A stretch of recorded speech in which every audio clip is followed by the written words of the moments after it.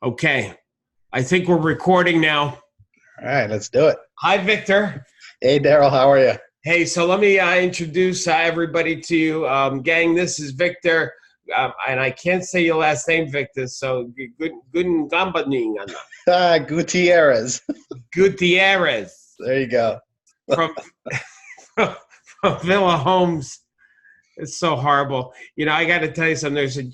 There's a joke when I go to Europe and I speak in Europe.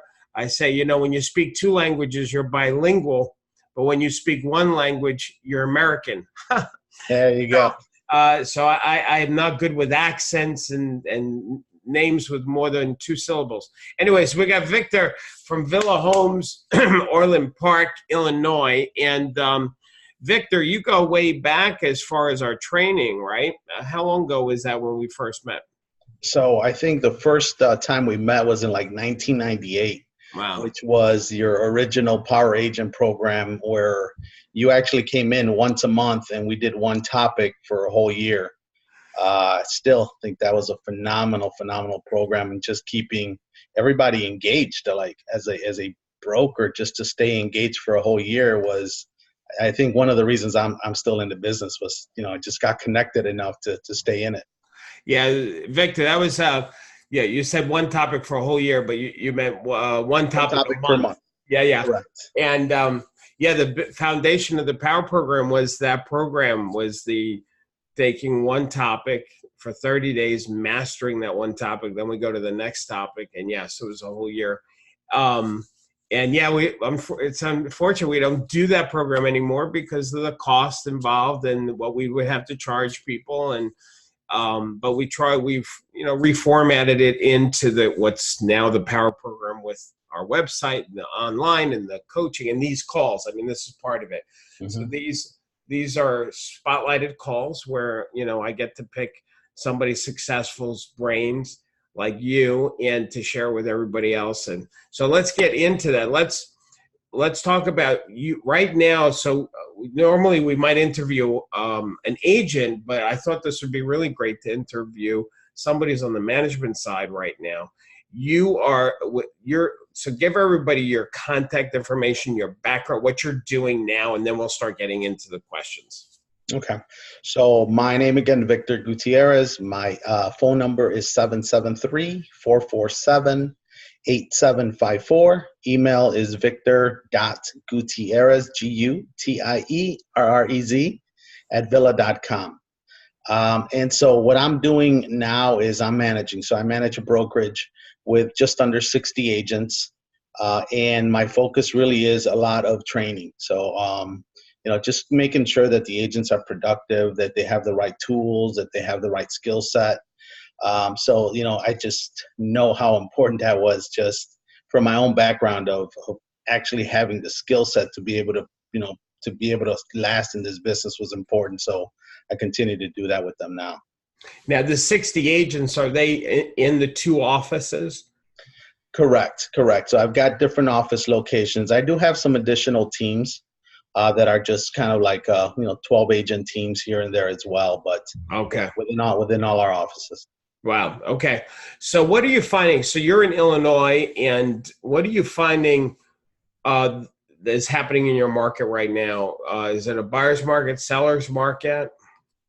I think a little bit of both. With these rates that dropped so low right now, we're starting to see a lot of buyers that maybe had held back just because they couldn't really afford a certain price range, and now they can. Mm-hmm. And also we're seeing the listings kind of increase because the sellers are now able to try to price a little bit higher to try to get that to kind of get that higher number that they weren't able to, just knowing that there's more buyers. So a little bit of both right now.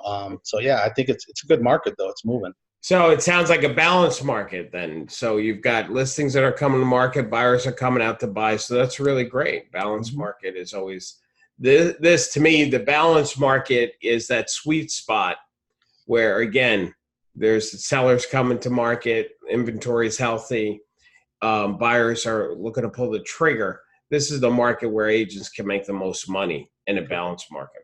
I agree. Are you finding in Illinois, I don't know if this is one of the markets as far as iBuyers, is that happening there yet? Not yet, not yet, but we are starting to see some smaller, privately held companies that are coming in with that concept of purchasing the property from a seller directly. But we haven't quite seen that much of it yet. Yeah, I'm trying to tell agents to start using the language when they're on listing appointments that they're not really iBuyers, they're iInvestors. Correct. The commitment of that person is not to buy it to move in. They're buying it for the purpose to resell it, to flip it. And I mean, another term could be iFlipper. And so for a flipper or for a flipper or for an investor, they need to buy low to sell high. So obviously the homeowner is actually getting whacked financially because they could be selling it for so much more if they hired with an agent, did the traditional route. But anyway, that's another topic.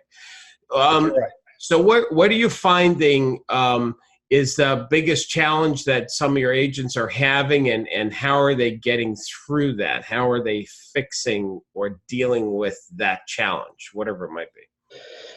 Well, I think right now it's just, a matter of really kind of getting out there and doing some of the essentials, some of the basic things of actually being proactive and hunting. I always kind of talk about having that farmer mentality, but working like a hunter. So we try to always tell them, like, hey, you have to work every day. There's certain things and certain tasks you have to do daily so that it can kind of, have a result later on as well. Mm-hmm. But at the same time, I think, and just kind of going back to your program and some of the stuff I'm working with them on now is the now business. So when you were here just a few months ago, really kind of brought that back to me. Like, okay, maybe there's some models that really can tend to be good for long-term, database management, but now business is so important because they need to produce in order to feed their families now. Yeah. So just kind of balancing both, where I'm doing a lot of the trainings on, the for sale by owners, and really trying to stay focused with going expired and all that kind of stuff so that they can load their plate. Awesome. But yeah, the challenges with agents in general is just consistency. Is can they do it long enough? Can they, commit to something long enough, or what keeps them motivated long enough to see the results? So that's my challenge. I think that's their challenge as well, is that sometimes when we're, if it doesn't quite, I muted myself. If it doesn't quite, if it doesn't quite pay off as soon as they want, they kind of tend to move on, and try something else, and they don't give something a chance long enough. That's their challenge. I was talking to somebody about, that's really important what you just said about the consistency and sticking with it.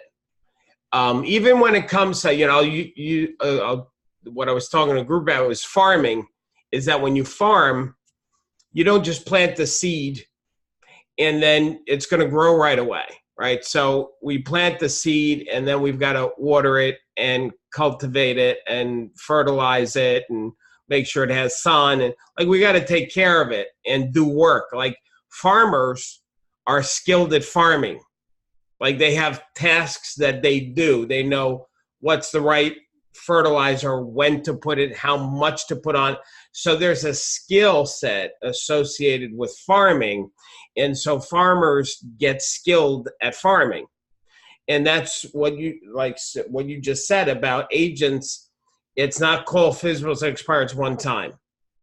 Like planting a seed. For that to take root, they've got to master calling physicals and expireds, being consistent, learning the skill set like a farmer learns a skill set. So it takes time for it to work. And yeah, that's so great that you said that agents have to really be committed to mastery and getting good at it and having patience and having faith. That's the other thing, right? Like a farmer, like they plant a seed, they don't worry, well, is it going to work out? Like, they know if they keep doing the right things, eventually it'll pay off.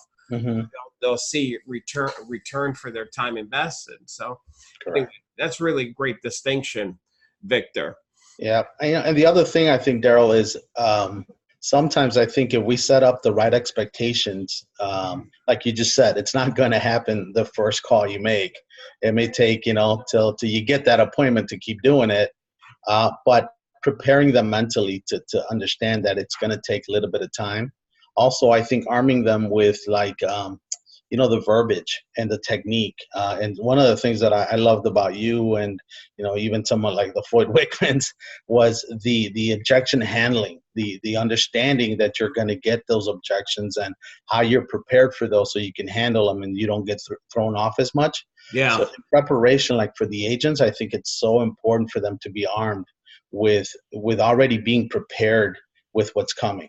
Expect that you're going to get this objection, and you've already set up yourself by practicing that you're prepared to respond to that, and you're prepared to keep moving, and you get a different result, even from the same client that in the past maybe you just would have hung up and moved on, or just scared yourself off. Now you're able to continue to move to kind of that, the goal line where you finally get the result that you're looking for. So again, it's so much skill set that I think today's, sometimes the agents, they just don't invest the time to really learn all of these, things that are the technique. Sales is a profession, and it takes a lot of understanding the psychology of people and how they're going to respond, how you're going to respond. And I see a lack of that. So I train a lot on that, just kind of like you say, practice, don't practice at the real listing. You got to practice that ahead of time. Don't practice on the call, practice ahead of time with somebody. Right. And you're right. I sometimes, and you said it, like, how could you risk a $10,000 commission when you're practicing it? It's like, you got to be ready before you step in to do that. So, I try to do a lot of that. Well, you made me just think of something which is really, really great about the tools and being skilled at the business. Because I'm thinking about like my son, like he wants to go to law school. And so he's in the process of studying for his LSAT, and which is, for people who don't know, that's the SAT score for law, get into law. And what I didn't know, Victor, is that the LSAT test is a lot of, you're not studying like case law, it's critical thinking. Like, if Mary and John did this and it's not how many apples. It would be like, it's something deeper than that. It's like, does John really like Mary? It's like something like a weird story that you've got to now extrapolate some meaning. And then there is problem solving games. So anyway, he's been studying like a madman to get a great score on this. And so there's a skill set that attorneys need about creativity and problem solving.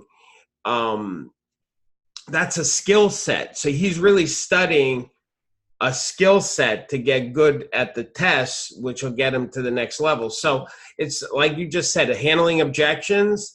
Real estate, it's not a science, it's an art form. But even to an art form, there are certain rules of the game, like with a painter. So a painter, that's an art form of being creative and painting. But there's still rules that are colors and canvases and types of brushes. And some painters will break those rules, but they still need the rules in order to break it to get creative, right? So, so that's really great. What you're saying is that when handling objections, if a surgeon's tool is the scalpel, and if for an attorney their skill is creativity, for a real estate agent their tool is the words that they use when they're handling an objection, for example. Perfect. Yeah, that's really good. Good stuff. Is there what are you finding is working? Let's jump to technology. Is there any technology that you're finding is really useful for agents to help them? We're using, we use a lot of Moxie tools. So a lot of like the Presents, which is a CMA presentation software, which is kind of glitzy. The CRMs, we use something within the Moxie also called Engage. But yeah, I think sometimes, the technology is great, as you know, but sometimes it's just a toy. Yeah. And so, I always tell my agents, like, the toys might be pretty, but if you don't really use them properly and you don't really use them for what they're meant for, Yeah.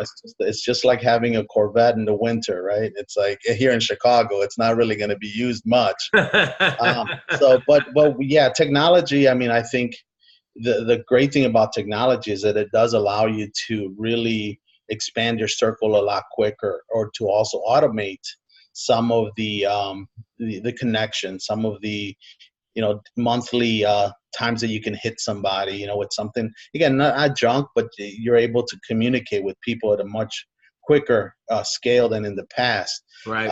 Again, so I think technology is fantastic. I think used right and making sure that you're giving the message that you want to give out, so that it kind of like brands you the way you want to be branded, it's really good.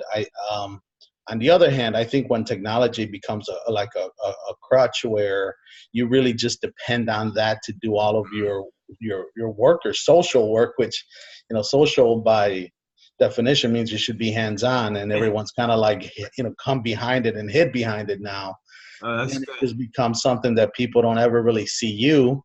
They just see a text, they just see an email, and that loses touch, because real estate is, they gotta like you, but they gotta trust you, and they gotta be able to say, hey, I've shaken that guy's hand in the past. So, Hmm. my opinion. I love that what you just said is that the social media has the word social, which means being sociable and being authentic and being engaging and participating. That it shouldn't be just something that you do, or it's too automated where it loses that personal touch. That's really another great distinction. Is there any technology you personally are using that you like? As far as like what I use, you know, I'd love to give you some kind of a great, technology tool, but I mean, honestly, Excel works. Right. All of Okay. the tools that we've used forever work well. It's just a matter of using it. Um, if you're using, Engage for your CRM, or using Top Producer for your CRM, again, those are all really great tools. Um, and if you use them right, they work. Top Producer's really, really great at making sure that they can remind you. Their reminders are built in, the automation's built in. Mhm. So if you're serious about that, I would encourage kind of making sure you look at those. But if you're, just kind of in a place where you're still trying to budget, Right. then tools are already there and they're free. They're right inside your computer. Again, it just has Mhm. to be built in. That's probably, I mean, I'm probably guilty of that too, is that there is so much great technology, but we're probably using 1/10 Mhm. of maybe, well, let's see, maybe 10% Mhm. of the full features that it has. And, probably what we should do is schedule some time to sit down and go through some of the software that we currently have and make sure we're maximizing its features. And, Yeah, yeah. I think the best piece of technology is a good assistant, because they okay. can manage All that right, for that's you. good. Because like my assistant's really the one that would probably have the better answer of like what the best technology is that we're using. So sometimes again it's just management of those tools. And sometimes we're just in general, I think agents are moving so quick that they don't really slow down enough to really understand the tool. But if you have someone that can really help you with that, Yeah. one of the things we do have in my office is we have someone that we've kind of assigned as the social media director for all the agents, and Really. she's in charge of marketing for them and posting for them, and anytime they have any activities or new listings, she goes in there and manages all that for them. Now, does I she can go tell into you. each agent's account and act as if they're that agent, like post for them, or does she use some kind of posting software? So some of the agents are comfortable and give her access to their business side of it, and so she will go in there. And then some don't, so she'll just kind of post something onto their page, and then they like it, and then it's on their pages. Same with LinkedIn. But most of them right now have, obviously they have signed agreements with her. but she does go into their account and she'll post as them. Just because it actually does make a difference, when you're just sharing something versus when you're posting on your own, you get a little bit of a different, reaction from the market out there. But yeah, honestly, since we've kind of introduced that to them, it's been great because just the overall volume's gone up, and you can see the likes, and I can track these numbers, and I could just see the interactions gone way up between the agents and their clients and their their databases as well. So, but again, it took somebody else, to kind of have to manage it. How did you find that person? She was actually my executive assistant in my prior place of employment, so she did all of that for me. And then once I moved here, I brought her, with me so that she could do this for the agents. That was easy. Very cool. And so is there anything else that you're seeing that the agents are doing that's really working well, whether it's, in their advertising, their marketing, the listing appointments, working with buyers?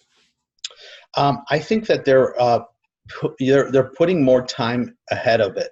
So, for example, some of the agents in the past would sort of wing it. So they'd kind of do a quick CMA presentation, and then they would just kind of get to the presentation, and then they would see how it went. And one of the things, that we try to do here a little bit differently, and it comes from you. It's not my invention by any means, but it's actually like taking a day or so before you go to the listing appointment to drive the area, see what other for sale by owners are out there, spend the time, drive around.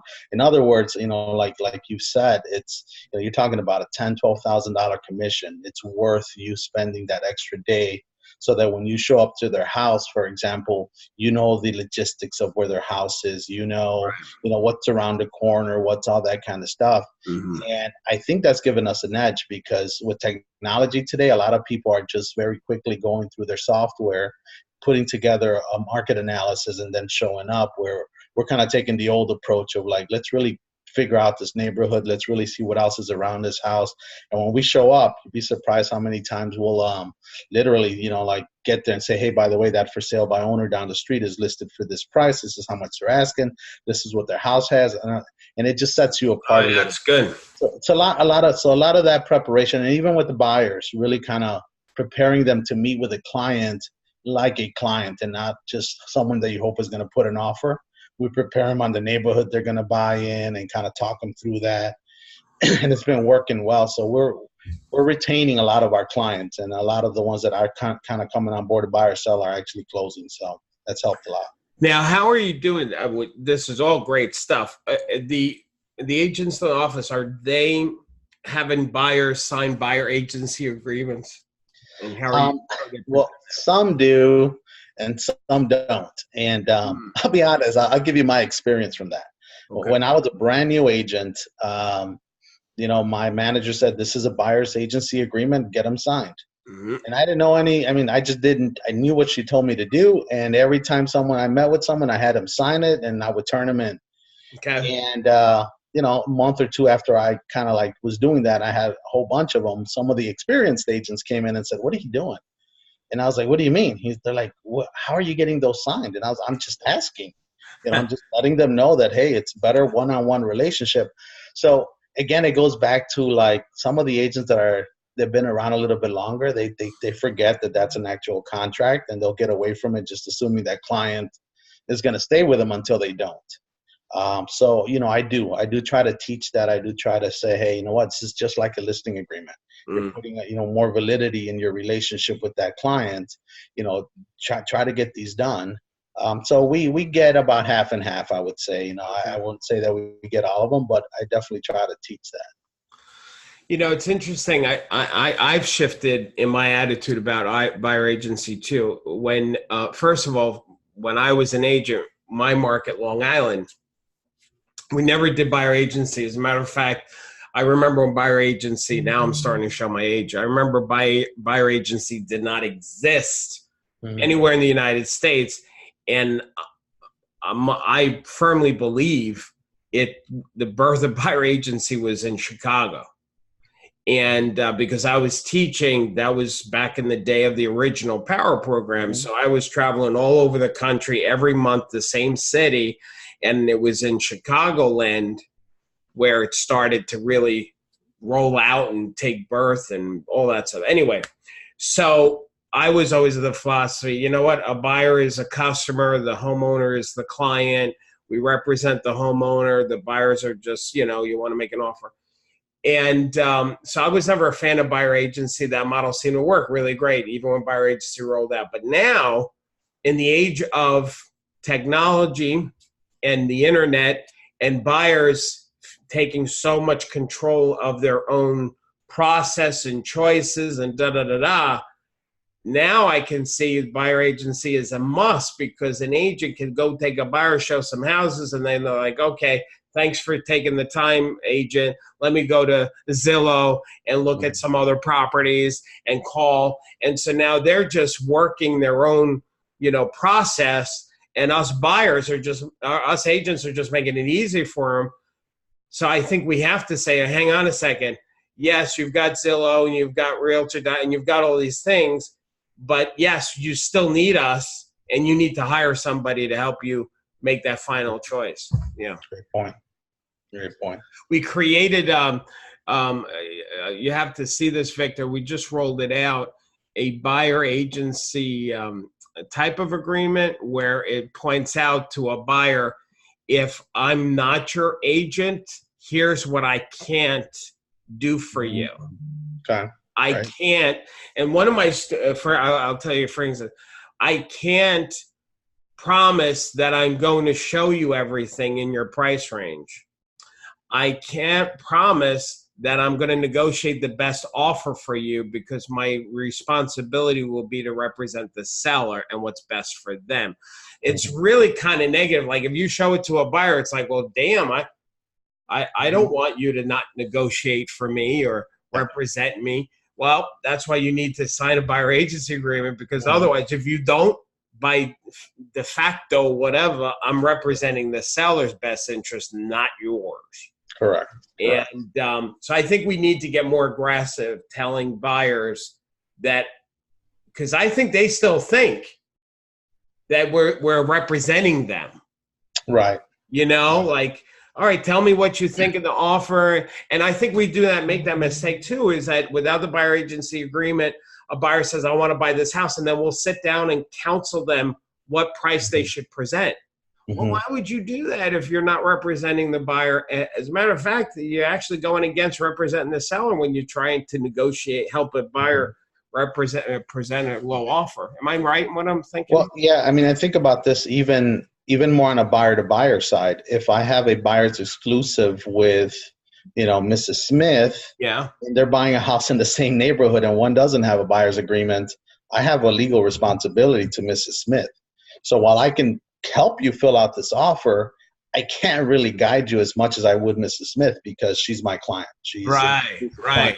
So I think when you put it that way to a buyer, they see what they're losing out at. Like, today's buyers, I think they want they want to be the most valuable piece in the game. Right. And when you, like you said, with that tool, when you show them that, by not signing this buyer's exclusive, you're putting yourself in a secondary position to someone who does have one. I think that would be valuable to them. I like how you just said that. By not having a buyer agency agreement, you are putting yourself in second position again behind somebody who does have that agency relationship with another agent. Okay, good. What are you telling new salespeople? So if a new salesperson comes into your company, what are you telling them that they need to start doing or focus on? Like if there's like a beginning process for a new agent, what do you tell them to do? Well, I try to break it up into a couple different ways. Well, one of the things is obviously we always go back towards, what kind of sphere of influence do you have, to get going with your business. And so we try to work through that. But what we're finding is that with a sphere of influence, it takes some time. It takes some time for them to trust you, to really take you on as a professional in the real estate side. So the other side of this now is that I've become much more aggressive with actually getting them to the now business. So I've gotten them back to some of the, hey, you know what? We need to get in here. We need to go through some for sale by owners. We need to go through some expires. We need to get you some now business so that we can start establishing you in the business.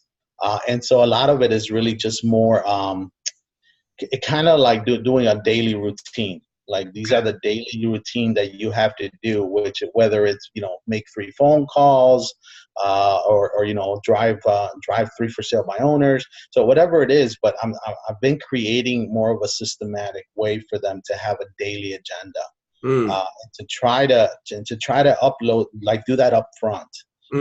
For my agents, I realized like once 11 o'clock hits, it's like it's over. It's like they're on operations mode. They're dealing with this or that, and even the new agents, they're dealing with other issues. And if they don't do these activities early and when they're fresh, sometimes the day gets away from them. And I know that in the past we've talked about different energy levels, and some agents have more energy at a certain time of the day than others and things like that. But I've tried that, and it just seems like when someone tells me, no, I'm not a morning person, they just don't seem to be that afternoon person either, and then they just don't do it. So I just try to say, let's just get our coffee and let's make ourselves be morning people and let's get going. So again, I think for me, as a managing broker, accountability works. I was lucky enough when I first got into business, I had a really great manager, and she always held me accountable. She always, what's going on today? Did you do this today? What's going on with that? Those kinds of things. And she was with me actually at the Power Agent class because I wanted to do it. And she said, I'll do it if you do it. Oh, cool. So a lot of those things were really good for me to understand early. So now with the agents, I always tell them I do have a sense of responsibility. And if I don't, make you accountable for what you have to do, you're just going to not do it. And then it's going to turn into your family kind of looking at an empty plate at dinner. So, that I think is big. And so in general, as an agent, you really need to find an accountability partner. We talked about that, whether it's your broker or another peer, but just kind of to make sure that you're staying on track with the things you need to do and kind of do it daily if you can. Yeah, I guess that's true. Like every successful person has somebody behind them that pushes them, that encourages them, that holds them accountable. If let's say an agent is in an office, the broker or manager is not skilled at that, but they want to be, separate from going to their own leadership training, what do you think an agent could do with their manager to help their manager manage them better? I think, sometimes that's tough because the agent may not really know what they need. But I think that they still need to, at the very least, be very clear with what goals they have and then kind of make their manager hold them accountable to those. But with that said, I think that's why, and I'm plugging you a little bit here, but I think having systems where you can plug into something that's already in place, like your system where they can go in and attend these kinds of meetings and get the resources that they need that are already done. They don't have to reinvent the wheels. It's kind of it's a cost of doing business. And I think that if they're not getting that through their office or they're not getting that through their brokers, then they need to find a good system. The truth is that with some of these 100% concepts, the interest really isn't there to train. It's like you get your 100%, I'll pay my rent and good luck and here we go. So that works, but again, you have to have something in place so that you're training yourself, that and you're having even these meetings like this where you can kind of hear someone say, hey, if you're not doing this isn't going to happen. Right. It's a sense of accountability, because then you're like, okay, I'm hearing someone telling me exactly what I needed to hear today. So, well, I guess even just having an agent go to their manager and saying, all right, here's, I've been thinking about it. Here's my goals. This is what I want to have happen this year. And I know what I need to do is call 3 FSBOs a day. And I know I also don't want to do that. So could you help me And every time you see me, ask me, how are my FSBO calls going? Like, I think just doing that would probably help an agent and help the manager manage better by telling them, just ask me that question every time you see me. And what do you think? Do you think that would go over well? Yeah, I think managers are really honestly looking for those people that say that to them. Like, if, hey, I need you to call me once a week and ask me what I did, make sure that I did these things. It helps us also to know what their needs are. But I think it also will make better managers, because when they're getting these questions as to like, well, how can you help me become better at, dealing with a for sale by owner, the manager, if he's kind of weak at that, might now realize, hey, there's a need for me to really pick that up. So I think in general, it's a good combo for both. Well, you know what? There's something that this conversation just made me think of something, and that is, there may be some managers, honestly, and I mean broker owners who are managing too. There may be some managers that they're not really good at managing because they became cynical. It's like if they let's just imagine I don't think any manager becomes a manager and is committed to just being good. I'm sure they started saying, I'm going to make this office something better than it's ever been, and da-da-da. So they come in with a level of enthusiasm. And so they have this vision, then they recruit an agent, and they tell an agent, do this, and the agent kind of doesn't do it. And they're like, all right, let me do it again. And so after several agents not doing what the manager is hoping they would do, they become cynical. It's like, you know what, they just don't care. And if agents don't care, why should I care? So they go through the motions of just like paying bills or whatever their day-to-day task is, but they kind of lost a little passion for it. But if an agent came to that manager and said, this is what I'm committed to, this is what I know I need to do, and that's call 3 FSBOs a day, would you please help me every day? Like if a manager, even the most cynical, had that agent come to them with that kind of passion, telling them this is what I need, I think that manager probably get re-sparked themselves, wouldn't you think? Well, I agree. And you think about like in the old days when we did some of these training systems, the managing brokers or the owners attended the trainings. Yes. And I think that they understood that they had to have this wealth of knowledge behind them too to be able to help their agents. So I think they saw that importance. And I remember like my broker back then when I took that original Power Agent was like, listen, there's no way that I could duplicate you being engaged for an entire year and being trained by a professional, because he just didn't have the time at that point in his career, because he was a selling broker. So I think that that's part of it. The other thing about not just only being cynical is I think sometimes you have brokers that are maybe already kind of further along in that career. And so maybe they've fallen more into the doing, business strictly by referral after 10, 15 years of business. And they forget, the business that's there on a for sale by owner, the business that's there on an expired tree. And so they kind of move away from that. And so they're, and I'll be honest, sometimes I have fallen kind of guilty to that, where I'm trying to teach that referral type business.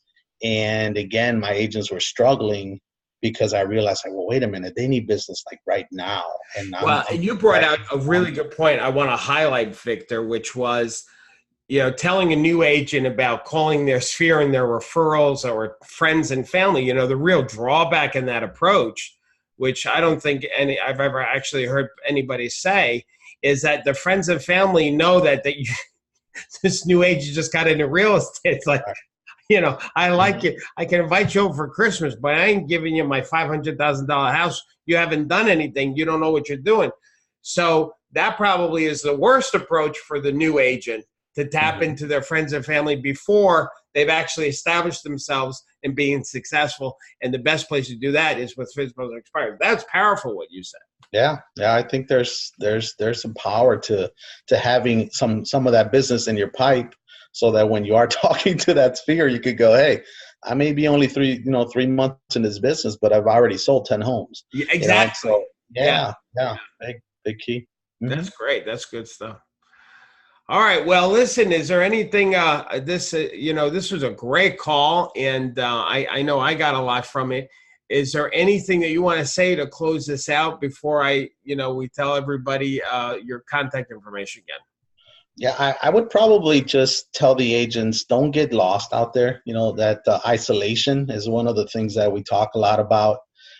And in today's real estate world and with technology, it's really easy to hide, or not just hide, but kind of become your very own pod. And it becomes kind of like you're battling on your own, like you're doing things completely on your own. That isolation, kind of becomes deadly. And so I would recommend stay with your broker, talk to your broker, attend a meeting if he's having some meetings. Just breaking bread and having coffee with your peers is a great thing. Yeah. So stay connected, but continue to look for programs. Like there's some really good stuff that'll help you stay connected and stay on track. So I see your cat. Did you saw my cat? I think I did. We have a cat in the office. What can there you go. So yeah, I mean, I think Darryl, honestly, managing brokers, since we're talking in that sense, they really need to understand the kind of the needs of their agents. And when you put a program together where it's a monthly fee, but they get the tools, they get the trainings, they get the live to live. I mean, I would be looking to invest. If an agent came to me and said, "Hey, I'm kind of starting out, would you be able to somehow maybe reconnect with me?" I mean, that's something that it's so inexpensive, so valuable. So thank you. Stay with it. That's what I got to tell the agents. Good market, though. It's a good market. So now's the time. It is a good market right now. It's a great market, I think. So, well, awesome. So, if people want to get in touch with you, Victor, where's the best place again? Let's give it to them again. If they want to if they want to get in contact with me, they can just give me a call. My cell phone's the easiest way, 773-447-8754. Or again, my email. I always, I'm always looking on email. So it's Victor.Gutierrez, Gutierrez @Vylla.com.